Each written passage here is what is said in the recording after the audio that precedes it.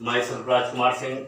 Welcome to NBGI Group, class 12 F KG की class के अंतर्गत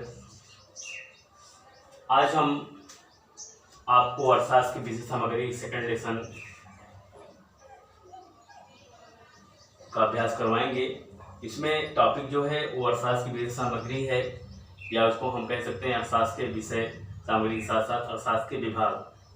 तो अर्थशास्त्र के विभाग के अंतर्गत जो पहला विभाग आता है वो होता है उपभोग। उपभोग आवश्यकताओं को संतुष्ट करने के लिए वस्तुओं का जो प्रयोग किया जाता है उसको हम उपभोग कहते हैं। उपभोग के द्वारा मनुष्य अपनी आवश्यकताओं को पूरा करता है, उनको संतुष्ट करता है, तो उसे हम उपभोग कहते हैं। तो आवश्यकताओं को संतुष्ट करना, वस्तुओं में जो मनुष्य के आवश्यकताओं को संतुष्ट करने का जो गुण पाया जाता है उसको हम उपयोगिता कहते हैं। और जब व्यक्ति किसी वस्तु का उपयोग करके उससे संतुष्टि प्राप्त करता है तो उसे उपभोग कहते हैं। दूसरा होता है उत्पादन।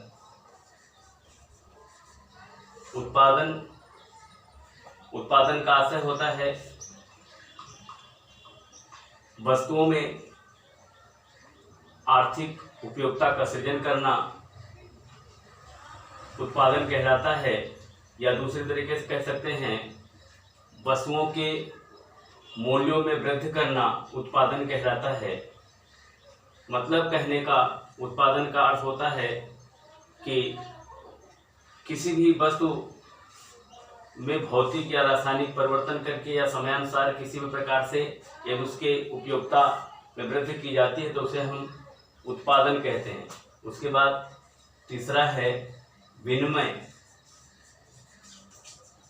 क्योंकि मनुष्य अपनी सभी आवश्यकताओं को स्वयं पूरा नहीं कर पाता है, वो किसी एक कार्य को करता है और उससे अर्जित जो भी उसकी आय होती है विनिमय के माध्यम से अदला बदली से वो अपनी दूसरी अन्य वस्तुओं को भी संतुष्ट कर पाता है, उनकी जरूरतों को पूरा कर पाता है। जैसे कोई एक व्यक्ति किसी एक प्रकार का काम करता है लेकिन उसकी आवश्यकताएं अनेक होती हैं, तो उससे जो आय प्राप्त करता है उसी से वो दूसरी अपनी आवश्यकताओं का एक्सचेंज कर लेता है, उसी को हम विनिमय कहते हैं। और चौथा है वितरण। ये भी एक महत्वपूर्ण अर्थशास्त्र का अंग है, विभाग है। और वितरण का मतलब होता है कि उत्पत्ति के विभिन्न साधन होते हैं, भूमि, श्रम, संगठन, साहस, पूंजी। तो इन सब में आय का, राष्ट्रीय आय का जो वितरण किया जाता है, बंटवारा किया जाता है, उसी को हम वितरण कहते हैं। जैसे किसी भी उत्पत्ति के लिए, उत्पादन के लिए कल कारखाने में काम जब होता है तो उसमें कई लोगों का सहयोग होता है। उत्पत्ति के कई उपादान होते हैं, साधन होते हैं, सोर्सेज होते हैं, और उनके माध्यम से उत्पादन होता है। और जो अर्जित आय होती है फिर उसका बंटवारा होता है। श्रमिक को मजदूरी उसी में से दी जाती है, भूस्वामी को उसका लगान मिलता है, पूंजीपति को उसका ब्याज मिलता है, और संगठन में काम करने वाले लोगों को जो वेतन मिलता है। इसी प्रकार से जो साहसी होता है, उद्यमी होता है, जो मालिक होता है उस व्यवसाय का, जो बचता है लाभ के रूप में, उसको प्रतिफल होता है। तो कहने का मतलब प्रतिफल का, उत्पत्ति के विभिन्न साधनों में प्रतिफल का बंटवारा करना ही वितरण कहलाता है। और पांचवा होता है लोक वित्त या राजस्व, इसको हम कहते हैं लोक वित्त या राजस्व।